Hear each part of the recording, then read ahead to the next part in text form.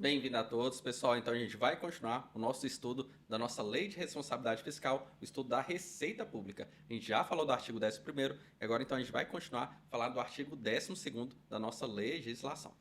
Vamos lá então, pessoal. A gente vai falar tanto da previsão, continuar falando, né, da previsão, quanto também da arrecadação da receita. A gente então agora vai falar principalmente dessa previsão da nossa receita. O que diz então o nosso artigo 12º? As previsões de receita, então a gente está falando o quê? Quando a gente for prever as nossas receitas públicas. Deixa eu colocar aqui a canetinha. Então vamos lá, a gente está falando especificamente das previsões da nossa receita. E aqui, se você está vendo, pessoal, a gente não especificou qual receita. Lembrando que no artigo anterior a gente falou dos tributos, né? Que todos os entes têm que arrecadar aqueles tributos, instituir, enfim, tem que fazer todas essas questões ali dos tributos. No entanto, só em relação aos impostos, o que acontecia? Se ele não institui determinado imposto, ele não vai poder receber transferências voluntárias. Mas aqui a gente está falando da previsão da receita de uma forma geral. Todas aquelas receitas que a gente viu, tanto a parte tributária, contribuições, patrimoniais, alienação de ativos, enfim, tudo isso daqui vai entrar nessa parte da nossa previsão da nossa receita. Então, aqui vai abarcar todas as receitas do Estado. Então, o que diz esse artigo? As previsões de receitas observarão as normas técnicas e legais, ou seja, você tem normativos e você não pode fazer de qualquer jeito, você tem que seguir todo esse normativo técnico, quanto também a legislação para você fazer essa previsão da sua receita. Considerarão também os efeitos das alterações da legislação. Então, o que vai acontecer, pessoal? Na hora que eu for fazer minha previsão da minha receita, além de eu verificar essas normas técnicas e legais, eu também tenho que ver os efeitos das minhas alterações da legislação. Então, vamos supor que eu fiz ali, eu aprovei uma legislação falando que ia aumentar determinada taxa em determinada porcentagem. Por exemplo, era 10% que você pagaria, e, por exemplo, no próximo ano vai para 20%, depois para 30%. Então, todos os efeitos das alterações das legislações eu tenho que colocar na minha previsão da minha receita. Também eu tenho que colocar nessa minha previsão a variação do índice de preços. Aqui diz respeito principalmente àquelas receitas que estão mais vinculadas principalmente à atividade econômica. O que esse índice de variação de preços? É principalmente a inflação. A gente sabe, por exemplo, que um item, por exemplo, que passa de R$ 10 e vai para 11, não necessariamente ele ficou mais caro, porque eu tenho que descontar o quê? A minha inflação. Então, por exemplo, se a minha inflação do período ele teve de 10%, do ponto de vista nominal que a gente fala, ele ficou mais caro. No entanto, do ponto de vista real, que você já desconta da inflação, ele não alterou o preço. Então, sempre quando eu estou colocando, estou calculando essa minha previsão da receita, eu tenho que saber como é que está a inflação. Porque normalmente, quanto maior a inflação, maior também vai ser a receita do Estado. Porque normalmente quando você vai fazer, por exemplo, a renovação da sua academia, do seu plano de saúde, da escola do seu filho, o que acontece? Tem uma série de impostos ali embutidos e também quando você vai ter esse reajuste, normalmente tem uns reajustes dessas mensalidades, que acontece também? O Estado acaba também arrecadando mais. Então você tem que pegar esse índice de variação de preços para colocar dentro dessas previsões do Estado. Além disso, do crescimento econômico. Então, muitas das vezes, a gente está em expansão do Estado, está em expansão da atividade econômica. Então, se a gente verifica que, por exemplo, a tendência, além dessa questão inflacionária, a atividade está bombando, então eu também tenho que colocar isso na hora de eu prever essa minha receita. Ou então de qualquer outro fator relevante. Então você está vendo, pessoal, na hora que eu for fazer essa minha previsão da minha receita, eu tenho que observar norma técnica legal, eu tenho que verificar tudo que a legislação alterou, por exemplo, para aumentar ou diminuir essas minhas receitas, se teve alguma variação do índice de preço, por exemplo, a inflação, pode ser tanto para mais quanto para menos em determinados itens, crescimento econômico ou então de qualquer outro fator relevante. E também serão acompanhadas de demonstrativo de sua evolução nos últimos 3 anos, da projeção para os 2 seguintes, àquele a que se referirem, e da metodologia de cálculo e premissas utilizadas. Então, essa primeira parte, aqui, ó, a gente pode falar daqui, né, até o início do artigo, a gente fala de, normalmente só quais são aqueles itens que a gente tem que considerar na hora de a gente projetar essa nossa receita. E essa outra parte aqui são demonstrativos auxiliares que vai falar se essa minha projeção que eu fiz aqui, esse primeiro ponto, ela está dentro da realidade ou não. Então vamos lá, pessoal, pensa. Então, com base em toda essa primeira parte aqui, né, que a gente mencionou, eu fiz uma projeção da minha receita e ela deu 10. Então, fui lá e deu 10. Então, chegou aqui, esse valor foi da minha receita. Então, aqui, no período de X1, deu 10. 10 milhões, 10 bilhões, enfim. Deu um valor aqui de 10. Mas o que acontece? E agora, então, o que eu vou fazer? Para eu saber se essa minha projeção ela está adequada ou não, é principalmente utilizar essa segunda parte aqui do artigo. Eu vou mandar essa receita aqui de 10, mas eu vou comparar com a minha evolução dos últimos 3 anos. Então, vamos supor, pessoal, que nos últimos 3 anos, essa receita em um ano foi 20, no outro ano foi 30 e depois foi para 40. Tem lógica de eu colocar uma receita de 10 aqui? Não tem lógica. Então, aqui, você tá colocando, você coloca, para você colocar a evolução dos últimos 3 anos, você já meio que fala, olha só, você tá aqui, não tá agindo de boa fé. Você colocou uma receita que não tem nada a ver, normalmente, com o histórico anterior. Isso pode acontecer? Pode. Mas o histórico, normalmente, como a gente verificou aqui, estava bem crescente, em torno de 10 em cada um desses anos. Então, por que baixou tanto? Então, normalmente, se você mandar esse tipo de receita, você vai ter que justificar para o poder legislativo. Diferente, por exemplo, se nos 3 últimos anos foram 4, num ano 6, 8 e agora foi para 10. Então você normalmente está dentro das minhas projeções e dentro também daquilo que foi arrecadado nos anos anteriores. Então por isso que é muito importante você fazer esse demonstrativo de sua evolução nos últimos 3 anos, porque você dá ali mais subsídios na hora de você avaliar se essa sua projeção está boa ou não. E além disso, o que acontece? Sempre quando a gente vai prever a nossa receita, aqui muito do que a gente viu também na nossa lei de diretrizes orçamentárias, eu tenho que projetar tanto aquelas 3 para trás, quanto também, pessoal, eu tenho que fazer minha projeção de onde? Dos 2 seguintes.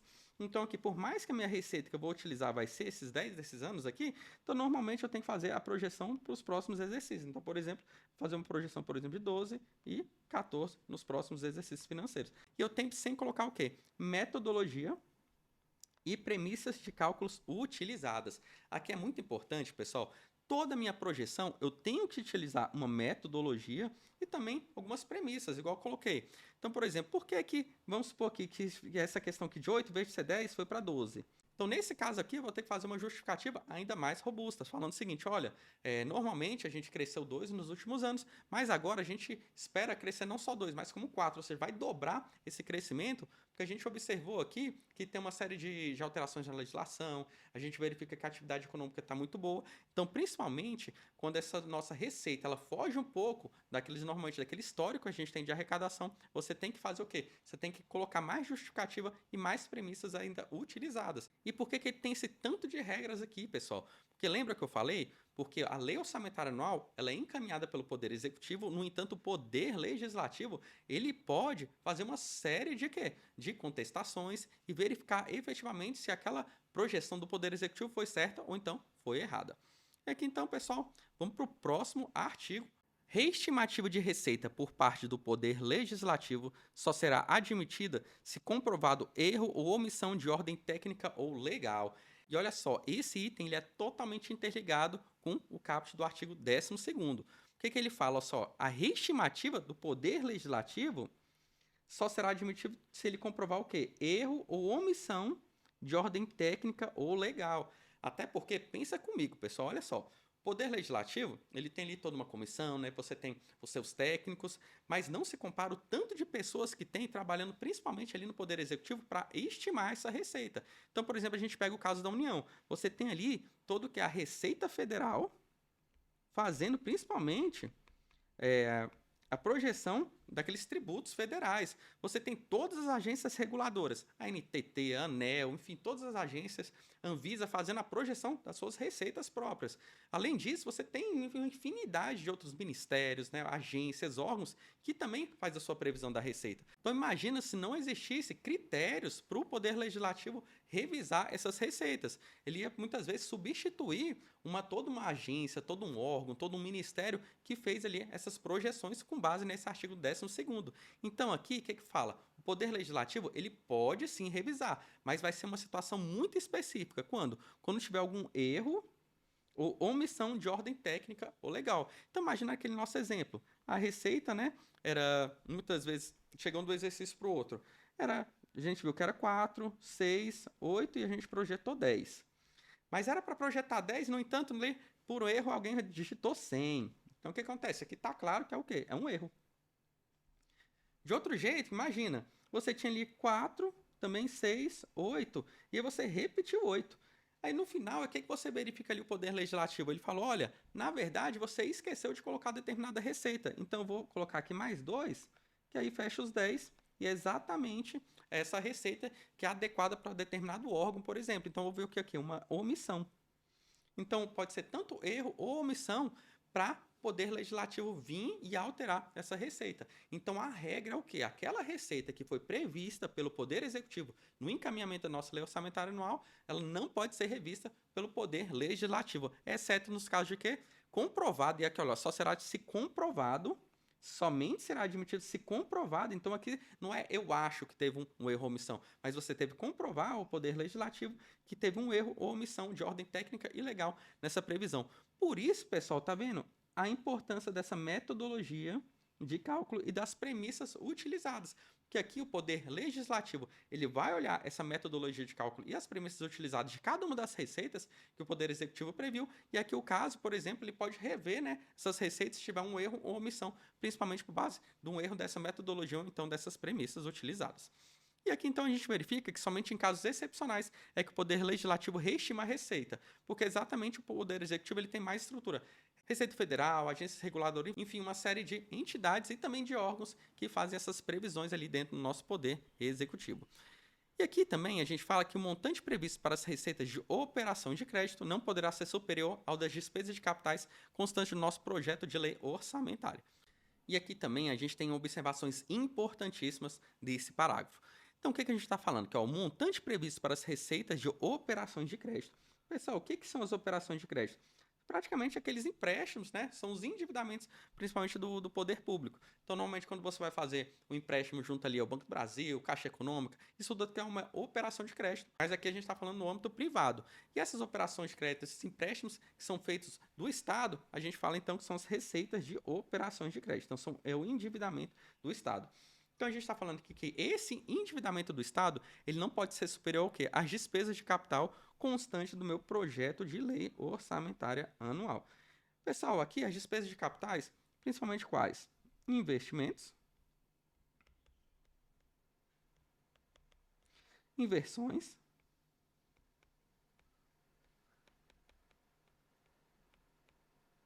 feiras e também as amortizações.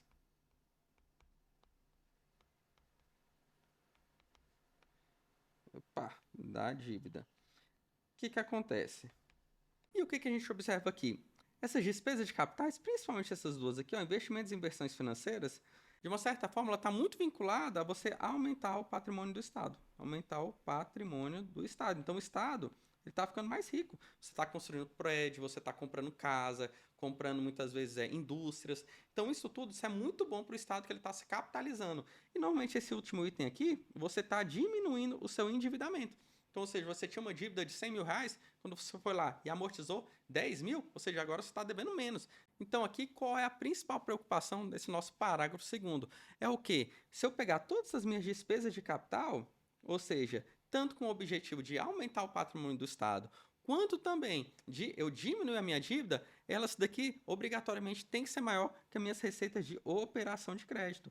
Então, fazendo isso, o que acontece? Então, quando eu coloco um investimento maior que a minha operação de crédito, quer dizer que eu estou criando mais investimento ali do Estado, estou criando mais patrimônio do Estado com uma operação de crédito, com um endividamento menor. Então, ele limita, olha, você pode pegar a operação de crédito. No entanto, essa sua receita de operação de crédito, ela não pode ser superior a essas despesas de capital. Então, por isso que a gente fala que isso é a regra de ouro, que a gente não veda o endividamento do Estado, mas a gente fala o seguinte, olha, esse endividamento, ele tem que ser no máximo o quê? O valor tanto dos meus investimentos, investições financeiras, quanto também a amortização da minha dívida. Com essa regra de ouro, eu coloco uma sustentabilidade fiscal no nosso Estado, porque o nosso endividamento vai ter que servir principalmente para o quê? Para eu fazer ou investimentos públicos ou então fazer o quê? Pagar as minhas dívidas. Então, com isso, eu não vou poder, por exemplo, pegar essas operações de crédito para principalmente pagar ali servidores, né, pagar despesas correntes. Que imagina você ficar pagando ali, é a mesma coisa de você, particular, ficar pegando ali empréstimo para despesas rotineiras.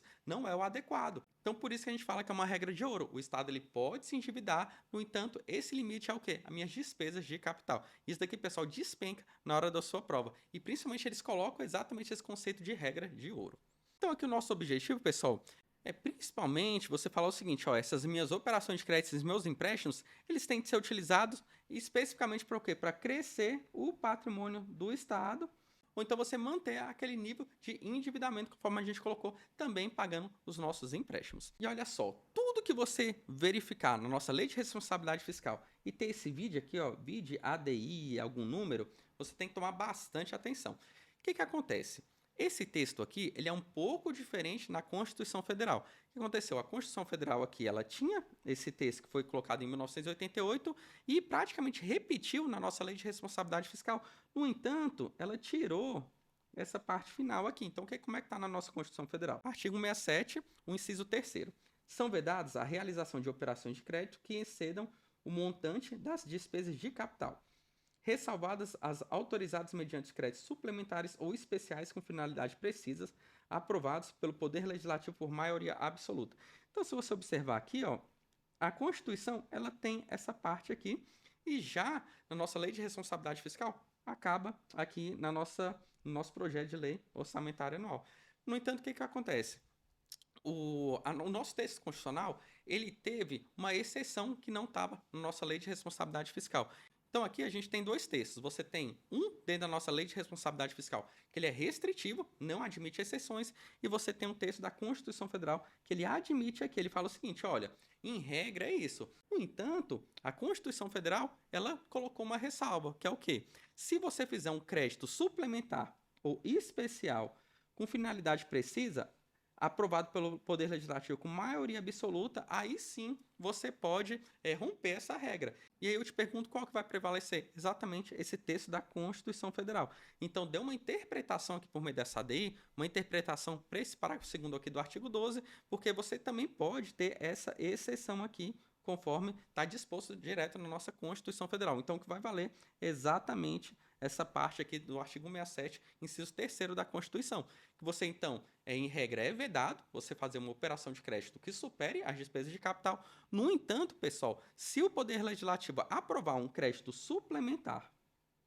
ou um crédito especial com finalidade precisa, e desde que essa aprovação seja por maioria absoluta, aí sim você vai poder fazer uma operação de crédito superior às minhas despesas de capital. E se você ficou com dúvida específica sobre esses créditos suplementares, especiais, não deixe de ver o nosso vídeo específico que fala sobre esses créditos adicionais no nosso orçamento. E agora então, pessoal, vamos para o parágrafo 3º. O Poder Executivo de cada ente colocará à disposição dos demais poderes e do Ministério Público, no mínimo 30 dias antes do prazo final para encaminhamento das suas propostas orçamentárias, os estudos e as estimativas das receitas para o exercício subsequente, inclusive da receita corrente líquida e as respectivas memórias de cálculo. E o que diz esse parágrafo? Vamos supor, lá na União, qual o prazo para você encaminhar a nossa lei orçamentária anual? Lá é no dia 31 de agosto. Então, no dia 31 de agosto, esse PELOA, ele tem que estar onde? Tem que estar lá no Poder Legislativo. Então, vai lá no Poder Legislativo. Então, ele tem que ir para onde? Para o Congresso Nacional. Mas aqui, então, 31 de agosto, já está tudo pronto. No entanto, o que acontece? Muitas vezes tem um prazo antes para o quê? Para os poderes encaminharem a sua proposta para o Poder Executivo. Ele vai fazer o quê? A consolidação. Então, vamos supor que na LDO, ela fixou esse prazo, como, por exemplo, para o dia 30 de junho. Então, vamos supor, dia 30 de junho, todos os poderes têm que encaminhar para o Poder Executivo qual é a sua proposta orçamentária. Mas vamos supor aqui, o que está falando esse parágrafo 3º? Que olha só, se o Poder, por exemplo, Judiciário, ele tem que encaminhar as suas propostas para o Poder Executivo consolidar no dia 30 de junho, ele está falando que o Poder Executivo ele tem que encaminhar a sua previsão da receita no mínimo 30 dias antes desse prazo final. Então, nesse período, o Poder Judiciário já tem que estar munido dessas premissas de cálculos utilizadas pelo Poder Executivo para fazer a previsão das suas receitas.